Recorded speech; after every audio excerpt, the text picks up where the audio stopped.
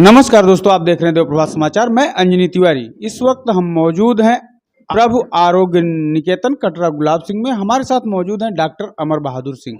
इनसे हम जानेंगे इस समय संचारी रोग के बारे में और डेंगू का प्रकोप जिस तरह से क्षेत्र में प्रभावी है उसके बारे में हम जानकारी करेंगे कि डॉक्टर साहब किस तरह से डेंगू की जानकारी हमें देते हैं और क्या बताते हैं हमें डेंगू रोग संक्रमण के बारे में और उसके उपाय के बारे में और ये होता कैसे। इन सभी विषयों पे हम इनसे बातचीत करेंगे। डॉक्टर साहब, आपका बहुत बहुत स्वागत हमारे देवप्रभात समाचार में। डॉक्टर साहब, ये बताइए, ये डेंगू बुखार होता क्या है?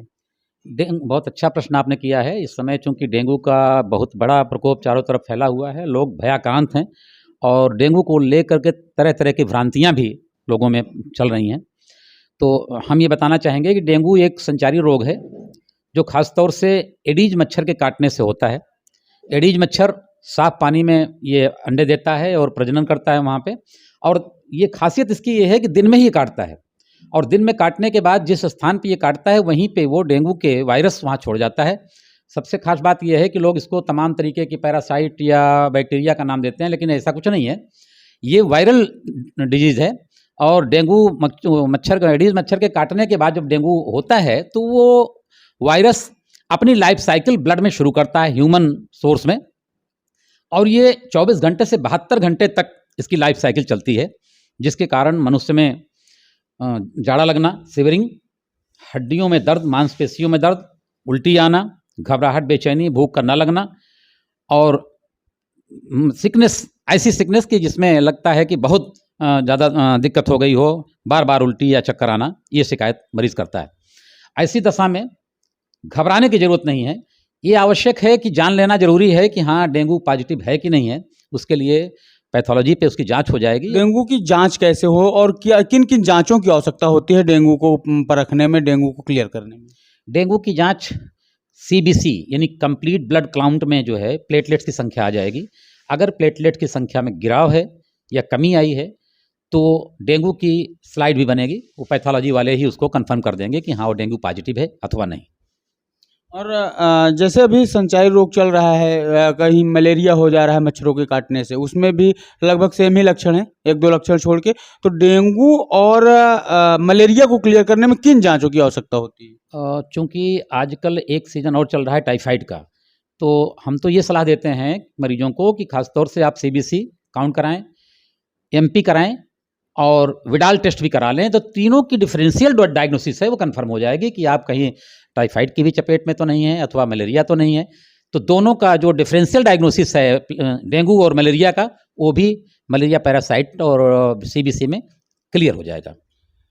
अगर मान लीजिए किसी को डेंगू हो रहा है, मलेरिया हो रहा है, तो अभी तो ये संचारी रोग से पूरा अस्पताल भरा पड़ा हुआ है, लोगों में भय का माहौल भी व्याप्त है। तो क्या ये इतनी घातक बीमारी है जिस तरह से लोगों में डर का माहौल व्याप्त है? बीमारी घातक हो सकती है गलत इलाज और जानकारी के अभाव में अगर ट्रीटमेंट लिया गया तो। बाकी ये बीमारी इतनी घातक नहीं है जितना लोग इसको भयाक्रांत माने हुए हैं या डर रहे हैं उससे। इसमें शुरुआत में जब मांसपेशियों में दर्द होता है, अकड़न होती है, गर्दन में दर्द होता है, अमूमन इसीलिए इसका नाम गर्दन तोड़ बुखार भी रखा गया है। तो सामान्य लक्षण होने पर ये बराबर प्रचार भी होता है, स्वास्थ्य विभाग द्वारा भी प्रचार होता है और तमाम और ऐसी इकाइयां हैं जिनके द्वारा भी प्रचार किया जाता है कि इसके लक्षण क्या हैं। तो प्रत्येक व्यक्ति को ये जानना आवश्यक है उसके लक्षण, प्राथमिक लक्षण के आधार क्या हैं, उसके आधार पर भी जांच से सुनिश्चित किया जा सकता है कि डेंगू है। तो जैसे कि अभी डेंगू के संबंध में ग्रामीण क्षेत्र के लोग काफ़ी परेशान हैं और प्राइवेट हॉस्पिटल में अगर लोग जाते हैं तो काफ़ी खर्चे पड़ रहे हैं उनको अपने ट्रीटमेंट के लिए। तो क्या इसका इलाज घर पे संभव हो सकता है? बहुत अच्छे तरीके से संभव हो सकता है। उचित देख रेख, एक साफ हवादार कमरे में मच्छरदानी लगा के मरीज को लेटना होगा, जिससे सबसे बड़ी बात तो यह है मच्छरदानी से वो मच्छर काटने के बाद वो संक्रमण दूसरे में नहीं जाएगा। और दूसरी बात यह है कि मरीज़ प्लेंटी ऑफ वाटर यानी पानी का ज़्यादा सेवन करे, ग्लूकोज का ज़्यादा सेवन करे, नारियल का पानी ले। पानी से उसके शरीर में पानी की कमी नहीं होनी चाहिए। इसमें अधिकृत रूप से केवल पैरासीटामॉल सामान्य रूप से बुखार कम करने के लिए लोग देते हैं और किसी एंटीबायोटिक डोज की, किसी एंटीबायोटिक दवा की कोई बहुत विशेष आवश्यकता नहीं होती है। 2-3 दिन की भयंकर अच्छी तरीके से देख रेख में मरीज क्रमशः जो है वो ठीक होना शुरू कर देता है। तो ये जो प्लेटलेट्स घटते हैं, प्लेटलेट्स बढ़ाने के लिए कोई दवाएं हैं या आयुर्वेदिक चीज़ों से प्लेटलेट्स को बढ़ाया जा सकता है बॉडी में? एक भ्रम हम बता दें आपसे, दूर कर दें कि प्लेटलेट्स घटता क्यों है।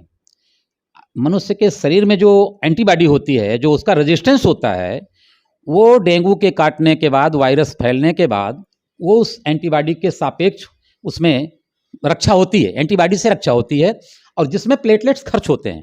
प्लेटलेट्स कोई बहुत बड़ा कारक नहीं होता है शरीर में, उसका रोल बहुत कम होता है, 1 से 2% तक उसका रोल होता है। वो थ्रोम्बोसिस में, यानी खून को जमने में सहायक होता है। तो उसके घटने पर इतनी ज़्यादा चिंता नहीं होनी चाहिए, इसलिए कि शुरू में जब ये रोग शुरू होता है तो प्लेटलेट डाउन होते हैं, लेकिन एंटीबॉडी उसको, अगर बॉडी रेजिस्टेंस अच्छा है तो एंटीबॉडी उसको मेकअप करती है, और 2-3 दिनों के बाद क्रमशः वो प्लेटलेट्स फिर बढ़ना भी शुरू कर देते हैं। और जब बढ़ना शुरू कर देते हैं तो मरीज को सीधे सीधे उसका पूरी तरीके से लाभ होता है। और ऐसी दशा में जब कहीं 20,000 के नीचे प्लेटलेट्स आएँ तो चिंता की बात होती है कि हम किसी चिकित्सालय में जाएं, और चिकित्सालय में जाने के बाद ये देखा जाता है कि हाँ क्या आवश्यक है। अगर आवश्यक है तो प्लेटलेट्स चढ़ाई भी जाती है, उसकी आपूर्ति चढ़ाने से भी हो जाती है। बाकी छोटे मोटे केसेस में ऑलरेडी वो स्वयं रिकवर हो जाता है, अच्छी खासी देखभाल हो और पानी भरपूर पिलाया जाता रहे, और हल्की फुल्की बुखार की दवा पैरासीटामॉल दे दी जाए, तो उससे इसको राहत मिलती रहेगी मरीज को। हम ये चाहेंगे आपसे कि हमारे दर्शकों को आप एक सलाह दें जिससे वो इस संचारी रोग से घर में अपने बच्चों का ट्रीटमेंट कर सकें, महंगे इलाज के खर्चे से बच सकें, और जो डर का माहौल व्याप्त है उससे भी उनको निजात मिल सके।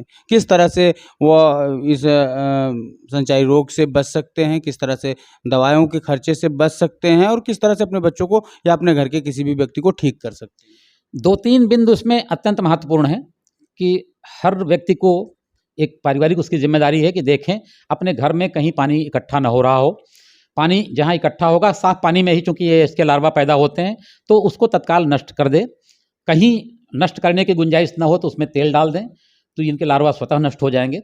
और अमूमन ये चूंकि दिन में ही काटते हैं, तो खासतौर से फुल आस्तीन के कपड़े और अच्छी खासी मतलब जो है टांगों को ढकने के लिए व्यवस्था, ऐसे वस्त्र पहने जाएं जिससे शरीर ढका रहे, क्योंकि ज़्यादा कम्युनिटी में फैलने के डर के कारण जो है ये बचाव अत्यंत आवश्यक है, ये बचाव करना बहुत ज़रूरी है। इसके बाद अगर बाय द वे कहीं पेशेंट उसकी चपेट में आ ही जाता है तो डरने की आवश्यकता नहीं है। आप अपने रक्त की नियमित जांच कराएं, खासतौर से प्लेटलेट्स की, कि प्लेटलेट्स हमारे कितने घट रहे हैं, और एक निश्चित समय, जैसा कि अभी हमने पहले भी बताया आपको, 72 घंटे तक इसका आक्रमण ज़्यादा रहता है, और शरीर का इम्यूनिटी सिस्टम ज़्यादा बढ़िया है तो एंटीबॉडी ज़्यादा बढ़िया बनेगी, और ज़्यादा बढ़िया बनने के बाद वो उसके असर को घटा देगा। घटाने में प्लेटलेट्स खर्च होते हैं, लेकिन 3 दिन के बाद क्रमशः प्लेटलेट बढ़ना भी शुरू हो जाता है। तो इतना घबराने की जरूरत नहीं है। पानी का बराबर इस्तेमाल हो, ग्लूकोज का बराबर इस्तेमाल हो, नारियल पानी का इस्तेमाल हो, तरल पदार्थों का भरपूर इस्तेमाल हो। छोटे बच्चों में भी तमाम पैरासीटामॉल की दवाइयाँ सरकारी सप्लाई में भी आती हैं, वहाँ से संपर्क करें, और स्वास्थ्य केंद्रों से सलाह लेते रहें।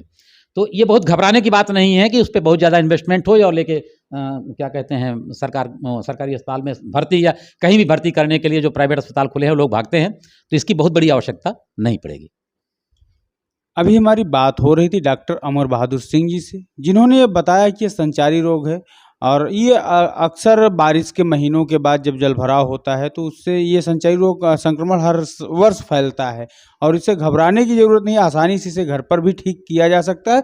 बस कुछ सुझाव डॉक्टर साहब ने जो दिए हैं इस वीडियो में, उस सुझाव का पालन करते हुए आसानी से आप अपने घर के मरीजों को डेंगू और मलेरिया जैसे बुखार से ठीक कर सकते हैं। आप देख रहे हैं देव प्रभात समाचार, मैं अंजनी तिवारी, कैमरा पर्सन बीरेंद्र पटेल के साथ।